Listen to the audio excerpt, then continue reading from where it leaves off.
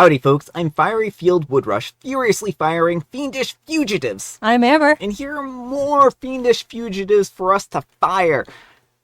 How we're doing that, I don't know, because they're on the run. It's not like they're employed for us. I mean, I guess if you're employing fugitives, then that's not a good thing. Don't do that. Let's get started.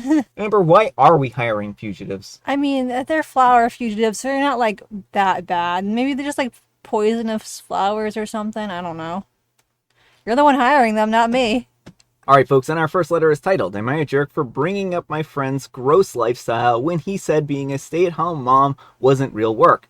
For some background, I'm currently a stay-at-home mom doing 100% of the child rearing and chores around the house. Household bills are split about 80-20, with my husband covering a majority of things while I pick up the internet and grocery bills here or there. I also pay for all of my own personal bills like phone, car payments, and insurance. While out for dinner with some friends, the topic of division of bills and chores came up. Some friends said they expected equals to split 50-50 for paying for bills and household chores. Great, I support it if that's what works best for them. But one friend in particular kept bringing up the fact that being a stay-at-home mom wasn't a real job. He knows that I'm a stay-at-home mom, and obviously I consider what I do work, even if it's not the traditional 9-to-5 or whatever. I politely explained that in my opinion, domestic work was still very much work. I explained that I'm always caring for our child, which requires a lot of attention and entertaining, while also making 3 meals a day, doing laundry, and cleaning. I also do the mental work of scheduling appointments and remembering to pick up certain groceries or toiletries, etc. I compared this to the likes of hiring a maid, a cook, or having a personal assistant, which are all jobs. He just came back and said, but you're just a stay-at-home mom living off your husband. I would never go to work just so someone can live at my house rent-free. The whole table just sort of laughed, and that's where I became enraged. We lived with his friend for a little while before. I knew how he lived. So I said, I can tell that you don't value domestic labor considering your house was disgusting when we moved in, and I had to clean it. You had no groceries but a ketchup bottle in your fridge, no kitchenware, and ate DoorDash every night in your room because you never bothered to get any furniture.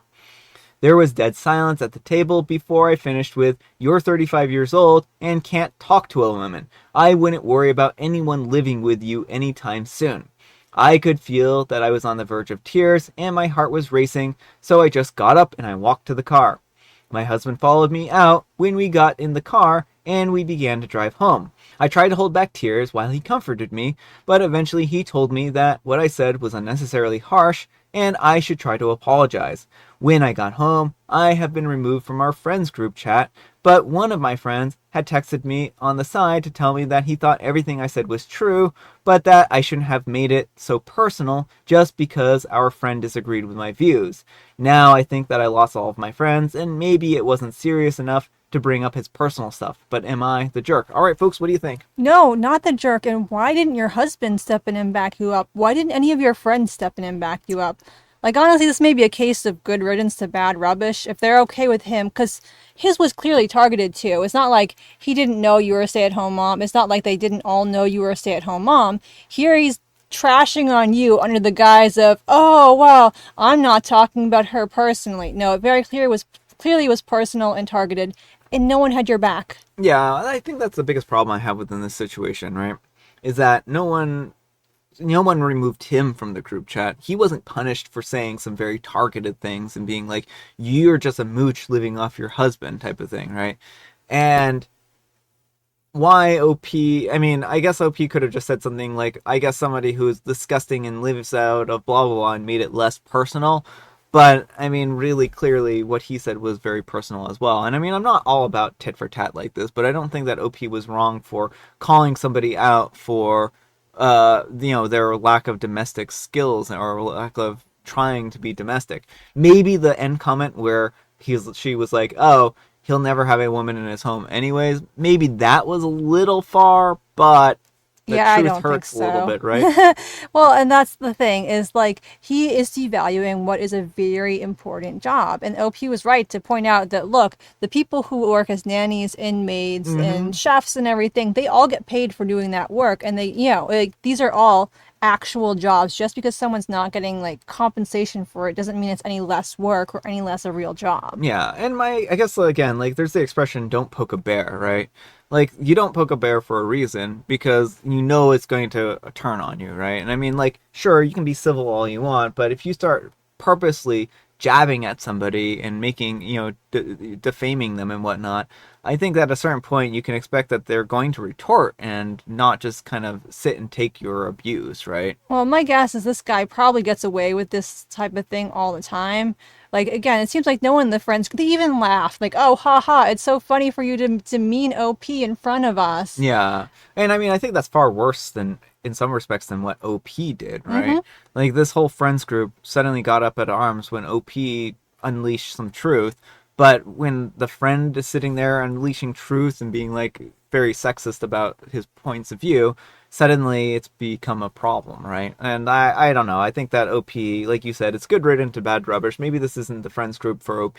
Right. And OP's husband needs to grow a backbone and Mm-hmm. actually stick up for her. Yeah, and the other friend who messaged her on the side, right? Right. They could have also stood up for OP at any point in time and been Yeah. like, "Yeah, this isn't right. Don't do this, right? Don't say these kinds of things."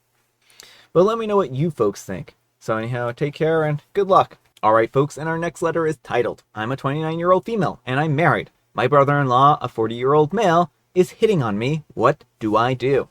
My husband, a 33-year-old male, has a brother who used to live abroad but came back with his family about a year ago.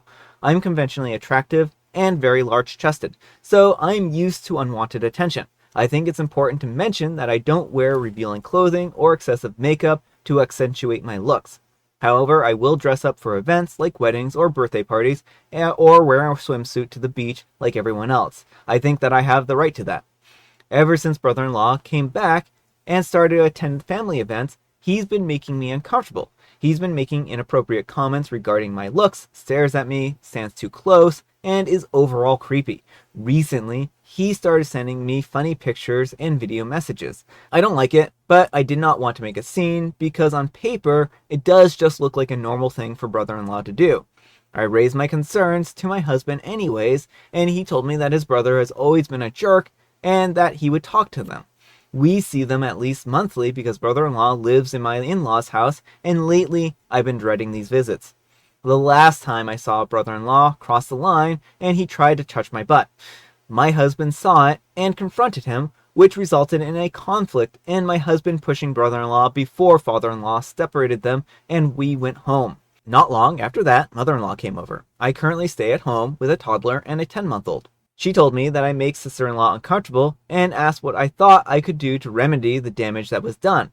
I told her that it's not me but brother-in-law who is making everyone, including his wife, uncomfortable. She told me that maybe brother-in-law is being a bit inappropriate, but their family had no problems before I came along, and now brother-in-law's marriage is suffering. Her sons have turned against each other, and basically everything is going to garbage. She asked what I was going to do again, and I said I don't know what you want me to do really. She told me to apologize to sister-in-law and refrain from coming over until this dies down and encourage my husband to make up with my brother-in-law. Upon leaving, she also told me this conversation was between us women, and if I were to tell my husband about it, she would know that I'm really having fun wreaking havoc in the family. I don't know what to do. I'm not comfortable with lying to my husband, and I'm also not comfortable with my kids going over there without me. I have other reasons for that. I don't feel like I did anything wrong here. Mother-in-law thinks I did wrong by swimming in the pool on a hot day, which I think I should be allowed to do. I also wore a one-piece swimsuit because I'm a bit insecure about my stretch marks after having 2 kids, while my sister-in-law wore a way more revealing 2-piece. I feel offended by mother-in-law's claims, and I feel that she is being very unfair, but I also don't want my husband to lose his family or deny my kids a relationship with their grandparents. What do I do? All right, folks, what do you think? I mean, I think you have to talk to your husband. Mother-in-law is being a vicious bully and a victim blamer. What she's doing is absolutely not okay. She's trying to blame you for her assaulting son's behavior, Mm-hmm. and she just wants to sweep this under the rug, asking you to make your husband make up with the man who like tried to touch you inappropriately. Like, that's not okay. Mm-hmm. So yeah, hopefully your husband will have your back. Like, if it damages his relationship with his family, that's not the end of the world. Like, it doesn't seem like these are necessarily people who are worth having a relationship with. This is, I can understand OP's feelings here. I understand that the situation is uncomfortable for them. And the fact is that OP didn't do anything wrong. You can't control another person. He's the one who made the inappropriate move on OP. And I think this is terrible that the mother-in-law is trying to stick up for their son who, assaulted OP here. I think that this is one of those situations where OP does need to tell their husband.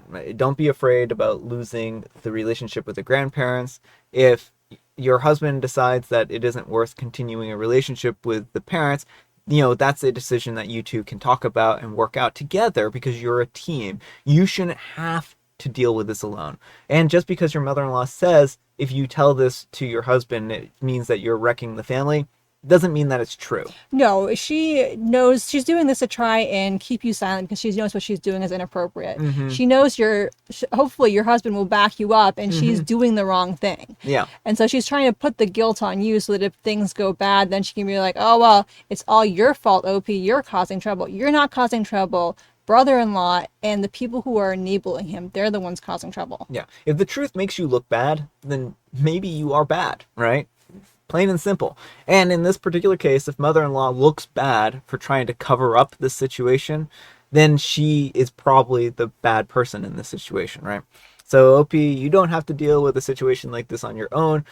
The truth is going to be something that will come out eventually anyways, so you may as well talk to your husband and get it out now, and don't worry about the consequences of that. They've made their choices, right? Right. Well, and even if OP didn't tell, if a husband starts going to these events alone and like, is this really going to be a good environment for the kids to be around? Yeah. This environment where they teach women that it's their fault if they are, attacked because, how dare you exist in a conventionally attractive body? Mm-hmm. Like, it's just these aren't good people. Their attitudes are not good to have around impressionable children. Yeah, and then also apologizing to sister-in-law. What did OP even do? Again, she just existed in a body. It's like, it's so despicable. Like, the only person who should be apologizing is brother-in-law. Well, and mother-in-law should apologize to OP, but brother-in-law should apologize to everyone because he's being despicable. Yeah, I mean, if I were mother-in-law, the son would be kicked out, right? Like, your children and wife are allowed to stay here if they have kids. And you need to go and find out how to sort out your priorities at this point in time, right? Mm-hmm. But let me know what you folks think. So anyhow, take care and good luck. And Big Deal Guy 2508 says, your mother-in-law probably likes your brother-in-law's wife more than you. Ultimately, this is your husband's problem to resolve, not yours. Tell your husband everything mother-in-law told you. Make your husband deal with this and insist that he tells them that if brother-in-law ever does anything inappropriate again, you will file a criminal complaint. Also, make it a firm stand that if you are ever treated badly again, grandma will have no access to the grandchildren, and you will explain to them when they are at the right age in your judgment that grandma is not a good person and why. What your mother-in-law tried to make you do was downright evil. You may not be their favorite person, but they better learn to respect you. Please have the self-esteem to bring down that hammer hard. And OP replies, yes, she does prefer sister-in-law. I will talk to my husband when the kids go to sleep tonight. And that's the best thing that anyone can hope for in this situation. All right, folks, and our next letter is titled, I got told to stop braiding my daughter's hair. I'm an 18-year-old female, a teen mom, and my daughter is 3 and autistic. I braid her hair every morning before preschool because I know that she won't take it out and it looks nice. One day, I braided her hair for preschool and a teacher, a 35-year-old female, walked up to me and asked, can you please stop braiding her hair? She can't take it out. I looked at her and I said I do it on purpose because I don't want her to take it out right now. Every single time she takes it out, her hair is a mess to brush through. Then she told me that a little boy in her class was pulling her hair. I tell her that she should be redirecting the boy and not telling me not to put my daughter's hair in braids. She backed off. Edit, we are Caucasians, and I put her hair into 2 French braids every morning. All right, folks, what do you think? Yeah, I think that daycare worker is very much in the wrong here. Trying to blame a child for like the what another child is doing. Like, first of all, that's not going to solve the issue. It's not like having braids is like this magical thing that if you unbraid a kid's hair, their hair can't be pulled. Yeah. That's just really weird logic. But secondly, why is she not redirecting this other child and punishing him for hurting another child? Like, Yeah. he needs to be reprimanded. It's not OP's daughter's job to like have her hair less pullable. Yeah. And that's really what this boils down to, right? I mean, again, this is another situation where boys not being taught early that they are responsible for their actions, right? Mm-hmm. You can't blame women for what men do, right? Mm-hmm. And that's really, it starts at a young age, right? And you end up with situations like the other two stories if you end up not, if you reinforce this behavior where boys can get away with doing things like this and the girl's the one who gets in trouble for it, right? So I think that this is really important for the boy to learn not to do these things because, again, these kids, they grow up, they get the wrong idea that they can get away with doing these things, and the cycle continues, right? So I think absolutely OP is in the right for telling the teacher to discipline this other kid because Mm-hmm. he's the one who's at fault. Mm-hmm. But let me know what you folks think. So anyhow, take care and good luck. All right, folks, it is tea time. Grab your beverages of choice. I've got some tea right here, and Amber, she has a joke. What do you call a mouse that visits a lion on his vacation? Well, you call it a very brave mouse, for one, right? Maybe you call it the mouse that removes a thorn from the palm of the lion's hand or chews through a net or something like that. One of those Aesop fable type things where the mouse was saved by the lion and then they do some great thing that the lion couldn't do on their own, and we all learn some very valuable moral about size doesn't matter or something like that. Yeah, I wish, but no, the punchline is dinner. Oh, oh my. I know. I Pretty wasn't I terrible. wasn't expecting that. I was not expecting that at all. And I have Mega Mint. Alright, folks, that's all the time we have for today. Thank you so much for watching. Happy Manic Monday, folks. I hope your week is off to a great start. Amber, we need some kind of moral advice and or guidance. And please have it on sexism. Boys will be boys doesn't fly. Everyone, regardless of gender, should be held accountable for their actions. I think that's a great moral. Thanks so much for watching, and we'll see you all tomorrow. Bye.